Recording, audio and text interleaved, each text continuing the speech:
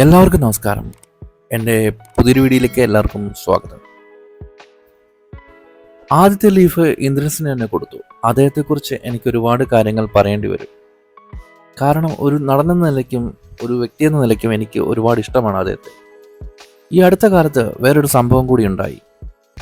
സംവിധായകനായും നടനായും മലയാളി പ്രേക്ഷകർക്ക് സുപരിചിതനായ താരമാണ് രാജസേനൻ. അടുത്തിടെ അമൃത ടിവിയുടെ സൂപ്പർ അമ്മയും മകളും എന്ന ഷോയിൽ അദ്ദേഹം നടൻ ഇന്ദ്രൻസിനെ കുറിച്ച് പറഞ്ഞ വാക്കുകളാണ് ഏറെ വൈറലാവുന്നത്. അദ്ദേഹത്തെക്കുറിച്ച് പറയാൻ ഒരുപാട് കാര്യങ്ങളുണ്ട്. എൻ്റെ കഴിഞ്ഞ സിനിമയിൽ ഒരു പ്രധാന വേഷമാണ് ഇന്ദ്രൻസ് ചെയ്തിരുന്നത്. ഇപ്പോൾ അത്യാവശ്യം നല്ല പ്രതിഫലം വാങ്ങുന്ന ഒരു നടനാണ് ഇന്ദ്രൻസ്. എനിക്ക് മാസത്തിൽ ഒരു തവണ അദ്ദേഹത്തിൻ്റെ ഒരു കോൾ വരും. സാർ ഇങ്ങനെ ഇരുന്നാൽ മതിയോ, നമുക്കൊരു പടം ചെയ്യേണ്ട, പെട്ടെന്ന് ചെയ്യണം സാർ എന്നൊക്കെ പറയുന്ന ആളാണ്. സിനിമയിലൊന്നും ആരും അങ്ങനെ വിളിച്ച് പറയാറില്ല. പ്രോജക്റ്റ് റെഡിയായപ്പോൾ ഞാൻ അദ്ദേഹത്തെ വിളിച്ച് അതിനെക്കുറിച്ച് പറഞ്ഞു. കഥ പറയട്ടെ എന്ന് ചോദിച്ചപ്പോൾ കഥയൊക്കെ സാറിന് എപ്പോഴും നല്ലതായിരിക്കും എന്ന് പറഞ്ഞു.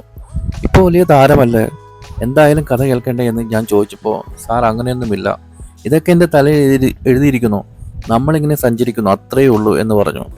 എങ്കിലും നമുക്കൊന്ന് കാണാമെന്ന് ഞാൻ പറഞ്ഞു. കഥ പറഞ്ഞപ്പോൾ അദ്ദേഹത്തിന് കഥ ഒരുപാട് ഇഷ്ടപ്പെട്ടു. പൈസ പറയാൻ പറഞ്ഞപ്പോൾ അദ്ദേഹം പറഞ്ഞു, പൈസ ഞാൻ പറയില്ല സാർ, എന്തെങ്കിലും ചെയ്താൽ മതിയെന്ന്. പൈസ വേണമെന്ന് പോലുമില്ല സാർ, എന്തെങ്കിലും ചെയ്താൽ മതി എന്നുള്ള അർത്ഥത്തിലാണ് സംസാരിച്ചത്. ഒരു പ്രൈവറ്റ് ലിമിറ്റഡ് കമ്പനിയാണ് സിനിമ നിർമ്മിച്ചത്. കമ്പനിയുടെ MD ഞാൻ തന്നെയാണ്. ഞാനാണ് ചെക്ക് ഒപ്പിടേണ്ടത്. ആദ്യത്തെ ലീഫ് അദ്ദേഹത്തിന് അഡ്വാൻസ് കൊടുക്കാൻ വേണ്ടി എഴുതണോ, അതായിരുന്നു എൻ്റെ ആഗ്രഹം. ഞാൻ എങ്ങനെയാണ് ചെക്ക് എഴുതേണ്ടതെന്ന് ചോദിച്ചപ്പോൾ സാർ അഡ്വാൻസ് ഒക്കെ പിന്നെ മതി, ഞാൻ എങ്ങനെയാണെന്ന് ഡേറ്റ് എന്ന് നോക്കിയിട്ട് പറയാമെന്ന് പറഞ്ഞു.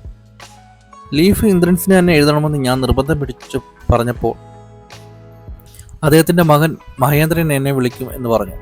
മഹേന്ദ്രനാണ് ഇപ്പോൾ ഡേറ്റും കാര്യങ്ങളൊക്കെ നോക്കുന്നത്. മഹേന്ദ്ര നിന്നെ വിളിച്ചിട്ട് എഴുതാൻ പോകുന്നു എന്ന് പറഞ്ഞു. അതിൻ്റെ ഒന്നും ആവശ്യമില്ല എന്ന് പറഞ്ഞു. ഞാനിപ്പോൾ അങ്ങനെയൊന്നും പറയരുത്, GST എങ്ങനെയാണ്, പൈസ എങ്ങനെയാണ് എന്ന് മാത്രം പറഞ്ഞാൽ മതിയെന്നും പറഞ്ഞു.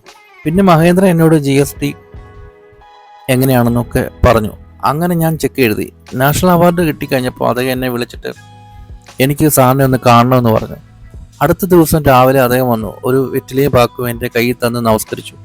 എന്തിനാണ് ഇത് എന്ന് ചോദിച്ചപ്പോൾ അദ്ദേഹം, സാർ എനിക്ക് അവാർഡ് കിട്ടി, സാറൊക്കെ കാരണമാണ് എനിക്കിത് സാധിച്ചതെന്ന് പറഞ്ഞു. അവർ പോയി കഴിഞ്ഞപ്പോൾ എൻ്റെ വൈഫ് എന്നോട് ചോദിച്ചു അവർ എന്തിനാണ് വന്നതെന്ന്. സന്തോഷം അറിയിക്കാൻ വന്നതാണ് എന്ന് പറഞ്ഞപ്പോൾ, ആ വെറ്റിലയും പാക്ക് ഇരിക്കുന്നതിനോടൊപ്പം ഒരു ബോക്സ് ഉണ്ടല്ലോ എന്ന് പറഞ്ഞു. ഞാൻ ആ ബോക്സ് എടുത്ത് തുറന്നു നോക്കിയപ്പോൾ ഒരു പവൻ്റെ ഒരു കോയിൻ അതിനകത്ത് ഉണ്ടായിരുന്നു. സിനിമയിൽ നിന്ന് കിട്ടുന്ന ആദ്യത്തെ സമ്മാനമാണിത്. ഞാൻ അതിനേക്കാളൊക്കെ ചെയ്തു കൊടുത്ത ഒരുപാട് പേർ സിനിമയിലുണ്ട്. ഒരു പേന പോലും എനിക്കാരും സമ്മാനമായി തന്നിട്ടില്ല.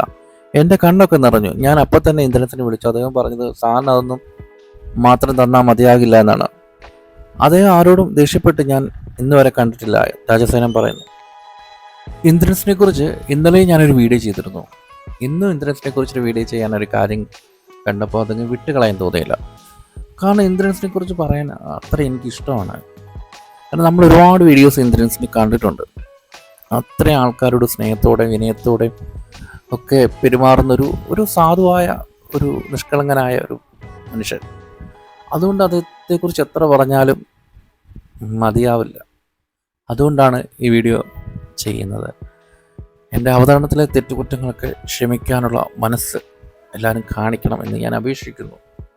വിനയത്തോടെ കുനീതനായി ഞാൻ പറയുകയാണ്.